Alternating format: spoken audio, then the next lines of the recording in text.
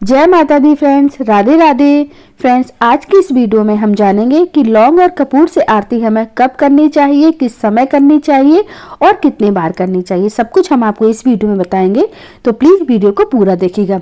देखिए फ्रेंड्स, अपने घर के मंदिर में हम 2 समय आरती करते हैं, है ना। सुबह और शाम 2 समय तो आरती करते ही हैं, और आरती हम देसी घी के दीपक से बने हुए करते हैं, है ना। तो चलिए अब हम आपके पास साथ सबसे पहले शेयर करते हैं हमारी जो शाम का रूटीन है पूजा का, वो कैसा रहता है सर्दियों में। तो देखिए अभी सर्दियों का मौसम हो रहा है और दिन जो है वो जल्दी ढल जाता है, सूरज जल्दी ढल जाता है, 6 बजे तक अंधेरा हो जाता है ना। तो सर्दियों में जो है पूजा हमें 5 से 6 बजे तक कर लेनी चाहिए, नहीं तो 6:30 बजे तक तो हमें कर लेनी ही चाहिए पूजा। तो अभी आप देख सकते हैं 6 बजे का टाइम हो रहा है। तो सबसे पहले मैं रखूंगी तुलसी माता के सामने दीपक। यहाँ पर दीपक मैं देसी घी का रखती हूँ और रोजाना मैं तुलसी माता के आगे दीपक जरूर जलाती हूँ। ज़्यादा कुछ नहीं करती, क्योंकि जो हमारा डेली का रूटीन रहता है बहुत ही सिंपल सा ही रहता है गाइस, क्योंकि हम घर गृहस्थी वाले इतना समय पूजा पाठ में नहीं दे सकते। तो बहुत ही सिंपल सा ही नियम है हमारा, जिसको मैं हमेशा कर लेती हूँ। देखिए बस घी का दीपक मैंने तुलसी माता के आगे जलाया हुआ है।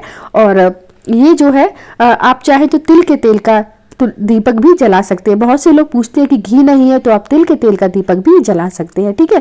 सबसे पहले हम तुलसी माता के पास दीपक रखेंगे, उसके बाद दूसरा दीपक हम रखते हैं अपने घर की दहलीज पर, ठीक है। तो जहाँ से भी आपके घर का आगमन हो, निकलना बैठना हो, तो वहाँ पर आप दीपक को जरूर जलाइए। तो ये दीपक भी आप सरसों के तेल का भी जला सकते हैं, ठीक है। मैं तो देसी घी का जलाती हूँ, क्योंकि कहते हैं ना दहलीज से ही हमारे घर में लक्ष्मी जी का आगमन होता है, इसलिए मैं ये दीपक देसी घी का ही जलाती हूँ। तो मैंने दीपक को यहाँ भी प्रज्वलित कर दिया है, और दीपक के नीचे मैंने ना एक कटोरी रख दी है छोटी सी, क्योंकि ऐसे ही हम दीपक को खाली जमीन पर नहीं रखते। तो छोटी सी कटोरी मैंने रखी, उसके ऊपर मैंने दीपक को रख दिया है, जैसा कि आप देख सकते हैं, ठीक है।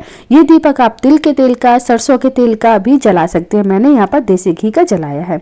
अब हम आ जाते हैं अपने घर के मंदिर की तरफ, ठीक है। देखिए आप सबसे पहले मंदिर की पूजा भी कर सकते हैं और तुलसी पर दीपक भी रख सकते हैं, जैसा आपको कंफर्टेबल लगे आप वैसा करिए, ठीक है। तो मैंने तो सबसे पहले दहलीज पूजन कर दिया और तुलसी माता पे। अब हमने क्या किया, हमने देखिए कपूर ले लिया और लौंग ले ली। लौंग हमें लेनी है फूल वाली, जो ऊपर फूल बना रहता है ना, वैसी हमें लौंग लेनी है। तो देखिए लौंग और कपूर को मैंने निकाल लिया है, क्योंकि आज हम करने वाले हैं लौंग और कपूर से आरती, ठीक है। तो देखिए यहाँ पर अभी दूध को मैंने गर्म किया, और जब भी दूध आता है तो सबसे पहले हम अपने कान्हा जी का भोग लगाते हैं। तो देखिए दूध को मैंने लिया, उसमें चीनी डाली, ठंडा किया और एक गिलास में रखकर यहाँ पर कान्हा जी का सबसे पहले भोग लगाएंगे, ठीक है। तो भोग में आप कुछ भी लगा सकते हैं। मैंने यहाँ पर किशमिश ले ली है, आप चाहे तो चीनी का भी भोग लगा सकते हैं। साथ ही मैंने दूध ले लिया है यहाँ पर, ठीक है। अब हमें क्या करना है, सबसे पहले कपूर में अग्नि प्रज्वलित को करना है, और इसमें 2 लौंग हमें डाल देनी है। तो देखिए इस तरह से फूल वाली लौंग हम डालेंगे, ठीक है, इसमें डाल देंगे। अब हम इससे आरती करेंगे, और कपूर और लौंग से आरती हम सप्ताह में कम से कम 2 बार तो हमें करनी ही चाहिए, ठीक है। बहुत ही शुभ होता है, बहुत ही अच्छा माना जाता है। कपूर की जो सुगंध होती है हमारे पूरे घर में फैलती है, इससे हमारे घर का माहौल जो है खुशनुमा होता है, और हमारे घर से नेगेटिव एनर्जी भी दूर होती है, और हमें बहुत ही पॉजिटिव वाइब्स आती है, ठीक है। तो देखिए इस तरह से हम आरती करेंगे। आप चाहे तो एक दीपक घी का दीपक जलाकर भी रख सकते हैं। तो देखिए सप्ताह में कम से कम आप 2 से 3 बार, अगर 3 बार नहीं कर पाते तो आप 2 बार तो कर ही दीजिए। 2 बार भी नहीं कर पा रहे तो 1 बार तो आप कपूर से आरती जरूर करिएगा, ठीक है। और आरती हमें कौन सी गानी होती है उसका वीडियो आपको जल्दी मेरे चैनल पर मिल जाएगा, ठीक है। तो आप लोग बहुत सारे कमेंट कर रहे थे कि दीदी हम रोजाना कौन सी आरती गाएं, उन्हें समझ नहीं आता है, क्योंकि हमारे मंदिर में तो बहुत सारे भगवान जी हैं, है ना। तो चलिए हम आपको इसका वीडियो अलग से बनाकर दे देंगे, ठीक है। तो देखिए मैंने आरती कर ली है, और देख कपूर मैं थोड़ा थोड़ा डालती जा रही हूँ, क्योंकि अभी हमारी पूजा जो है वो समाप्त नहीं हुई है। तो कपूर थोड़ा थोड़ा मैं बढ़ाती जा रही हूँ बीच बीच में, ठीक है, क्योंकि जब तक हमारी पूजा चलेगी तब तक तो आरती जलनी ही चाहिए ना। तो देखिए थोड़ा थोड़ा कपूर में डालती जा रही हूँ। यहाँ पर हम भोग लगाएंगे, किशमिश का भोग लगाएंगे, और दूध का हम लड्डू गोपाल को भोग लगा देंगे। और जब भी घर में कुछ भी आता है ऐसे, तो सबसे पहले मैं भोग मैं जरूर निकालती हूँ, और ये नियम हमारे घर के हर एक मेंबर ये चीज़ फॉलो करता है। जब भी कुछ नया आएगा कुछ खाने पीने का, तो सबसे पहले निकालेंगे हम भगवान के लिए शुद्ध सात्विक भोजन ही हम भगवान का भोग लगाते हैं। तो देखिए हमने जो आरती की थी ना, अब वो आरती लेके हम अपने पूरे घर में घुमा देंगे इस तरह से।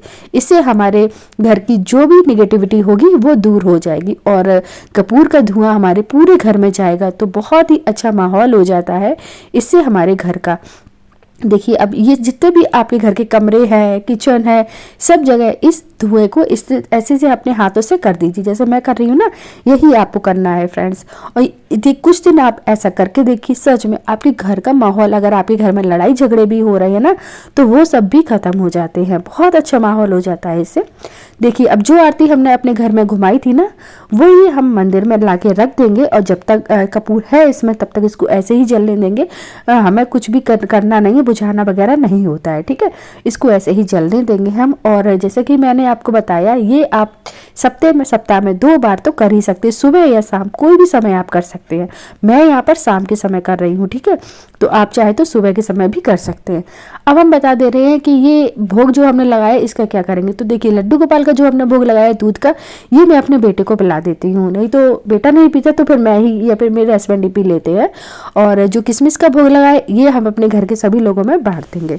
तो फ्रेंड्स देखिए सब कुछ मैंने आपको इस वीडियो में बता दिया है और अगर फिर भी कुछ भी रह गया है बताने के लिए, उसके लिए मैं आप सब लोगों से माफ़ी चाहती हूँ, ठीक है। तो फ्रेंड्स अगर आपको कुछ भी फिर भी पूछना है तो आप मुझे कमेंट करके पूछ सकते हैं। उम्मीद करती हूँ फ्रेंड्स आज का ये वीडियो आपको पसंद आया हो, तो कमेंट बॉक्स में जय माता दी, राधे राधे, ओम नमः शिवाय लिखकर अपनी हाजिरी जरूर लगाइएगा। तो प्रेम से बोलो जय माता दी।